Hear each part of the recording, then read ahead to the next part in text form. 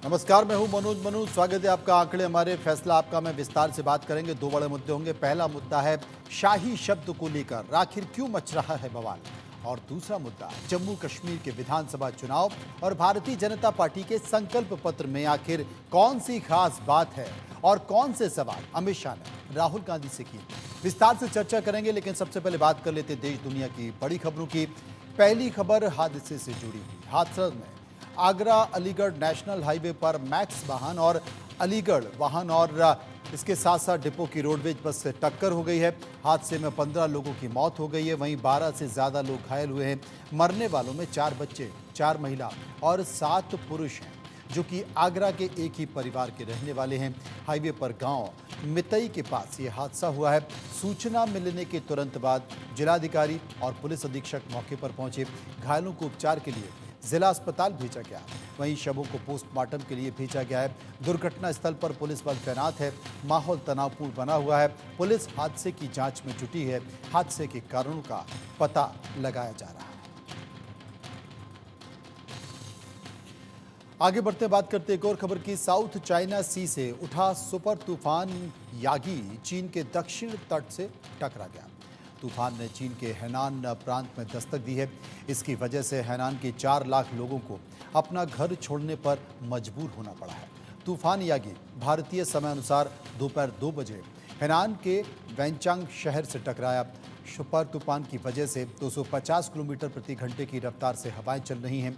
Yagi इस साल दुनिया का दूसरा सबसे शक्तिशाली तूफान है। इसकी वजह से हैनान में स्कूलों और कॉलेजों को बंद कर दिया गया है। इसके अलावा रेल और वोट सेवाएं भी रोक दी गई हैं। प्रभावित इलाकों में सभी पार्कों को बंद कर दिया गया है।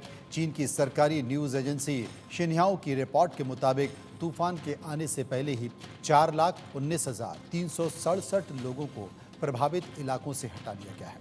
इससे पहले इसी हफ्ते यागी की वजह से फिलीपींस में 16 लोगों की मौत हो गई थी। इसके बाद इस तूफान ने और अधिक रफ्तार पकड़ ली। यागी तूफान हैनान और ग्वांगडोंग प्रांत से होते हुए एक बेगबी खाड़ी की तरफ बढ़ रहा है। केंद्र सरकार अग्निवीरों को जल्द ही बड़ा तोहफा दे सकती है। जानकारी के अनुसार 4 साल की अवधि के बाद सेना में अग्निवीरों को बरकरार रखने की सीमा बढ़ाई जा सकती है। एक रिपोर्ट में रक्षा सूत्रों के हवाले से बताया गया है कि सरकार अग्निपथ योजना में कुछ बदलावों की तैयारी कर रही है। साथ ही उनकी सैलरी में भी बदलाव हो सकता है। फिलहाल रक्षा मंत्रालय ने आधिकारिक बयान जारी नहीं किया है। कहा जा रहा है कि योजनाओं के लाभ और व्यवस्था को बेहतर करने के लिए बदलाव कर सकते हैं। खबर है कि अग्निवीरों को सेवा में बनाए रखने की सीमा बढ़ाने को लेकर चर्चाएं जारी हैं। इसके बाद 4 साल की सेवा पूरी कर चुके ज़्यादा अग्निवीर सेना का हिस्सा बन सकते हैं। इसके बाद फिलहाल यह आंकड़ा 25% है। कहा जा रहा है कि सैन्य जानकारों का मानना है कि 25% रिटेन करने की सीमा पर्याप्त नहीं है।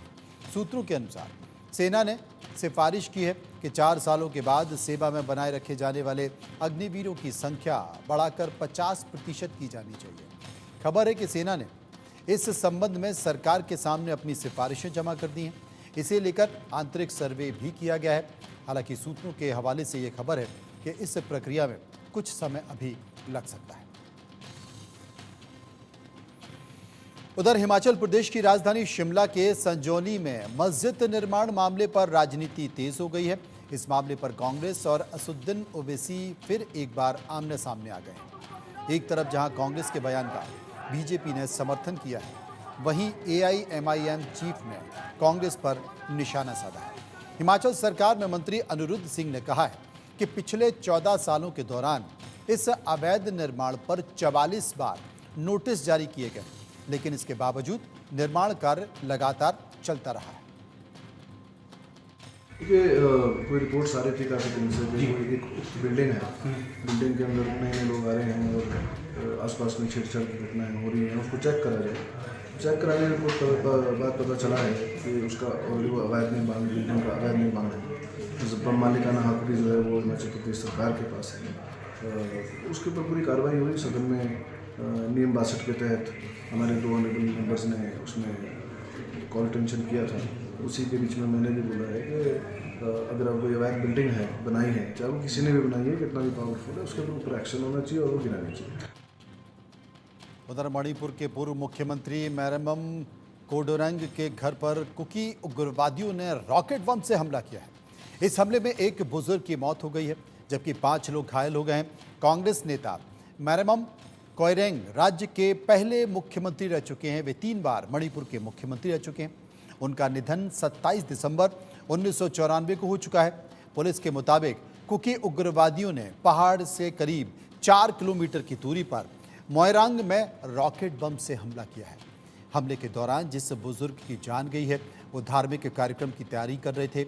आज सुबह ही विष्णुपुर जिले में स्थित मोइरांग में 4 किलोमीटर दूर ट्रोंगला ओबी इलाके में रॉकेट बम से हमला किया गया है। इसमें 2 इमारतें क्षतिग्रस्त हो गई थी। मोइरांग में पहली बार बंदूक बम से हमला हुआ है।